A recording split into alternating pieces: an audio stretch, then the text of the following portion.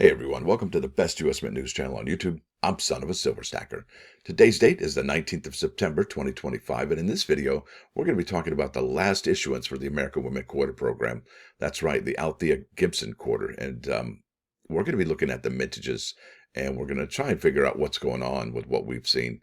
Now, before any of that, if you're new here, don't forget to like, share, comment, and subscribe. We're trying to get to a bazillion subs. It's actually a really big number. You can check it out on the Google machine. It's ginormous. Also, we're always live, never edited, and always unscripted. I never know what I'm not going to say. Now, let's bounce over to moneymetals.com. I can show you those live spot prices. Looks like everything is pretty flat today. Gold's up $7.25 to $36.65.50. Silver up 34 cents to $42.37. Platinum up $2.80 to $13.99.35. Palladium up $4.45 to $11.75.40. And Dr. Copper up 1 penny to $4.61 per pound. Down here, you're looking at an in-stock American Silver Eagle, whose premium is $6.69. For a quantity of 1 through 39, they'll ask that you pay $49.04. Now, the buyback, that's the sell to them price, is $43.65. And that is definitely above the silver spot price at $42.37. So, yeah, it's getting to the territory where we're pretty much what we normally see right there, like almost $1.20. Now, over here to coinnews.net, there's an article by editor-in-chief and owner of coinnews.net, Mike Unser, dated September 18th. The title of this article is U.S. coin production hits 14-month low in August as Mint skips pennies. And I will leave this article in the link in the description right there for you. But we're not going to be talking about the pennies. We're not going to be talking about those mintages or the half-dollar mintages. And let me just make a little side note here. You know how they mention what coins they make here and the mintages they talk about here, the Native American $1 coin, the Kennedy half dollar, and then obviously the regular circulating coins. Where's the mintages for the American innovation coins? It's like it doesn't even exist. Even if you go to the United States Mint's circulating coin production here, yeah, you don't even find Native American innovation coins here. You find the Native American dollar, the Kennedy half dollars, but that's it. You don't find anything related to the American Innovation Coin Program. It's like the coin program that never existed. It's a head scratcher. Not sure why they don't even talk about it, even here on coinnews.net as well. It's a head scratcher all the way around. Is it the coin program that gets no respect? And it's actually one of the best programs. At least it started out that way when it came out in 2018, and it runs till 2032. So not sure what's going on there. All right, so let's go to the one we really want to talk about here. Yes, here we are in June. All right, and there's a reason why they did this in June, because the United States Mint uncirculated set comes out. Well, it came out, I think it was in July 17, 2025, with a product limit of 190,000. So they needed the Althea Gibson quarter in this particular set. So that's why they started production in June of 2025. So the Mint began striking the final 2025 quarter design and the last of the program honoring Althea Gibson with 2.4 million coins produced at Philadelphia. The quarter is not, I don't know why they don't talk about Denver, but that's all right. The quarter is not expected to enter circulation until the fall. That month, the 2.4 million total was excluded from the Mint's overall coin production report, but appeared in its separate quarterly output report. In July, Philadelphia's figure held at 2.4 million, while Denver added 2.2 million. That was in July, right, when the uncirculated set came out, bringing the total to 4.6 million, which remained unchanged in August. However, the Mint's reporting by quarter design still runs 2.4 million higher than what is reflected in the overall coin production report, leaving a discrepancy between the two. Yeah, I'm having flashbacks of the 2024 Jefferson nickel from Philadelphia. What number is it? And can we rely upon that data to say, yes, that's what it is? Or is that not what it is? Don't know. And now it says here, this final table shows all American Women Quarter dollar mintages by production facility, denomination, and design. So here's what they're talking about here, folks, right? And I could probably show you more easily on the Mint's website here. So let's go to, by the way, that's the Althea Gibson quarter. And it looks like each and every single one, the 3-roll set, the 2-roll set, the 100-coin bag from Philly, and the 100-coin bag from Denver are all available for a subscription. But that's not what we're talking about. So here we are, about production sales figures, circulating coin production. And we're going to be looking at the quarter program, all right? It says here the Mint has struck 915, right? 915,200,000 American Women Quarters for 2025. What's interesting about that, check this out. Let's go over to the American Women Quarters program right here for 2025, and it says 917,600. Wait a minute, 917.6, that doesn't even come close. 917.6 to 9. Okay, there's something amiss here, right? So not sure what's going on, but it is the Philadelphia Mint, because check this out. We're back at the American Women Quarters. 519 million.6 is from Philadelphia. And the quarter program here, 517.2.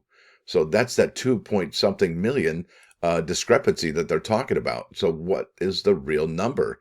And is it going to be the Althea Gibson quarter? Is it another quarter like the Stacey Park Milburn or the Dr. Vera Rubin or the Juliette Gordon Lowe or the Ida B. Wells quarter? We're not sure what's going on, and we're not sure what to believe. I'm having flashbacks of 2024 all over again. So this is really kind of a head scratcher. But let's just say, for argument's sake, and being, a theorist or whatever I want to be here today, let's look at these mintages for the American Women Quarters. And we know there's a discrepancy here. This number is higher, right? 519.6 than the 517.2 there. So does that mean this one actually has the correct numbers? Not sure, but let's just stick with these numbers because the other one is lower. Let's just assume that the higher mintages are the ones we should go with. All right.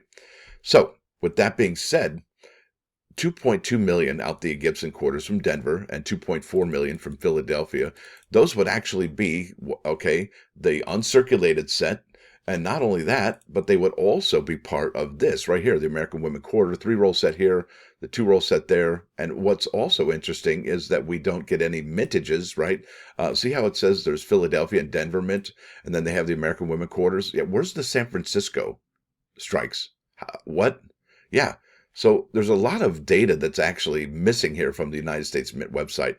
The San Francisco strikes, how many of those they make, right? They could easily add another third column here. And then, yeah, we're looking at the American Innovation Coin Program. Yeah, they don't even have that on here. So what in the wide world of sports is going on over at the United States Mint? And this is pretty much something. Let's go back to 2018. Yeah, let's go way back with the Wayback Machine.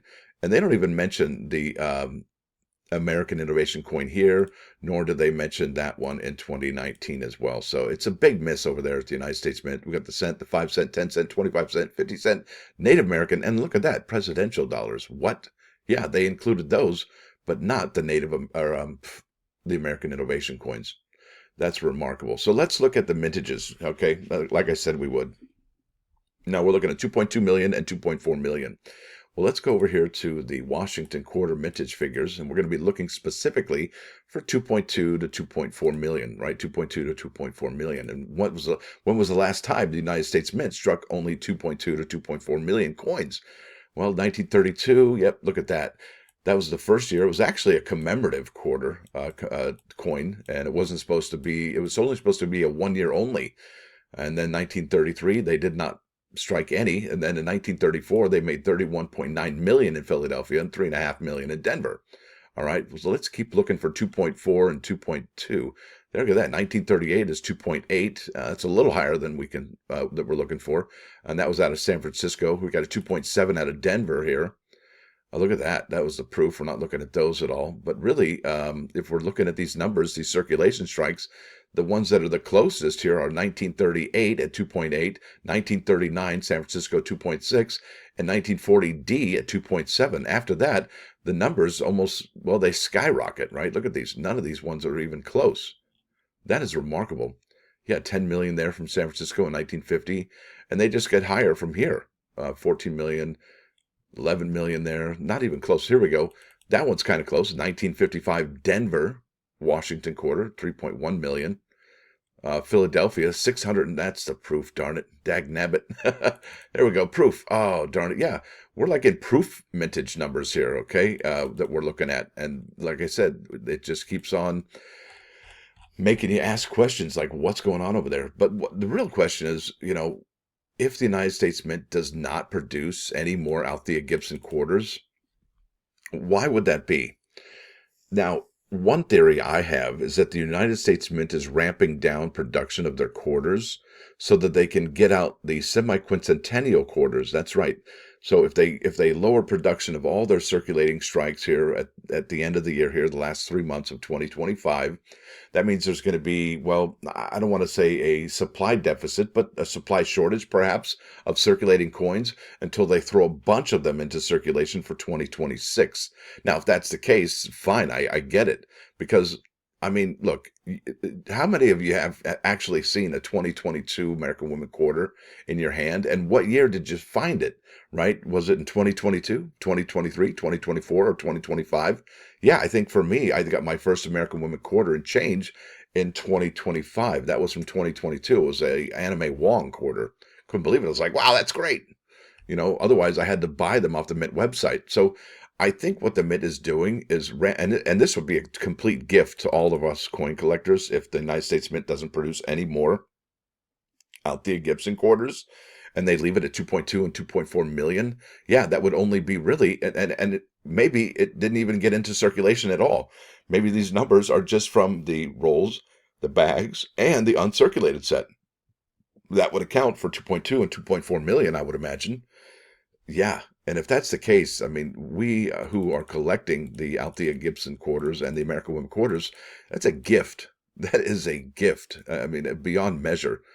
And why are they doing this? Well, maybe because the 2026 quarters. I think that's probably what they're doing. And if not, we could easily see these coins back up to 10, 20, 30 million easily. But why not? I mean, if they started producing these quarters in June, like they suggested, right? Because they got to be ready for the July release for the uncirculated sets.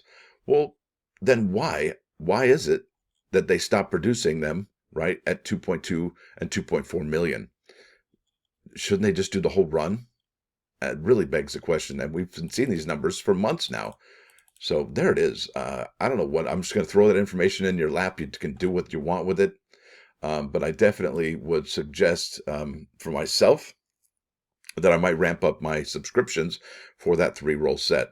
And, it's super important to know what these mintages are going to be after all, and to actually have the data that we can rely upon. That's huge. Because if not, I mean, these numbers are skewed or they're not reporting. It just throws off the whole picture, right? For numismatists, flippers, investors, all of it. They don't know what to do, and their hands are like, I don't know. Hands in the air, right? With the shoulders shrugged. Who knows? Anyway, I've probably yammered for too much on this. I'd really like to see the United States Mint add the San Francisco Mint, okay, to their circulating strikes, even though they're not for circulation. The same can be said for the Native American dollar and the Kennedy half dollar. And why don't we see the American innovation coins here listed in this denominations here at all? It just begs the question, what's going on over the United States Mint? And I hope that the new Mint director, once they are confirmed, they would do something about this and add San Francisco and add the American innovation coins. How hard could it be? I mean, all they got to do is go to Wikipedia and go, okay, well, let's move those numbers over. And how is it that Wikipedia is more accurate than the United States Mint with their information? Because they have San Francisco strikes for the quarters, right? And they also have the American innovation coins on there. Yeah, the Mint is not doing any good services to its collecting base, no doubt about it. And they definitely need to do some soul searching to figure out who it is they really are. Now, with that said, let's go to the plus ones. I think I've bagged on them long enough. Right?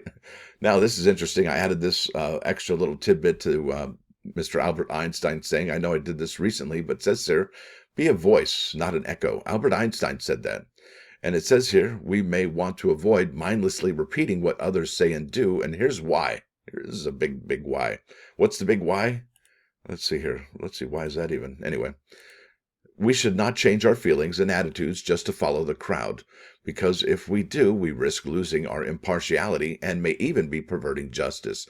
Popular opinion is generally not the Lord's opinion and warns people against following the wisdom of the crowd. Mob mentality. Whoops, that's not good. Now, Exodus 23:2 encourages individuals to express their authentic selves, thoughts, and ideas rather than simply repeating others' views or following the crowd. It emphasizes the importance of courage, originality, and independence in forming your own perspectives and contributing to the world with your unique insights. That's right. God made each and every single one of us different, and we each have a gift that have been given to us. Have you found your gift? I hope so. Rather than reflecting a diluted version of someone else's sound. Ooh, yeah, not good. So there it is, folks. Hopefully you find your voice, right? And don't follow the crowd, because generally the crowd is not right. It's mob mentality. Now let's go over here to 395 99.9 KOIN Coin News Radio. This is Enon, a band that my son introduced me to just recently, actually. And I think the word is called genuflection. It's where you take a knee in honor of the guy here. You see that right there? Yeah. Pretty cool song, if you ask me. And I think that's going to be about it. Now, I want to thank you all for coming. Thanks for dropping by. Don't forget to hit that like button. And if you do like what you hear and see, sub the channel. It's absolutely free. Aren't you glad I didn't make a 30-minute video? It's only 15 minutes. It's only half of that. I know Rocky Superstar texted me the other day. He's like, Vince, these videos are coming out way too long. I can't even listen to them at work. And I'm like, all right, let me see if I can shorten this down. So I did that for you, Rocky. Hopefully you appreciate that, sir. Y'all have a great Friday. It's Friday today. That's the day that man was made by God. That's right. So y'all have a great start to your weekend. Stacker out.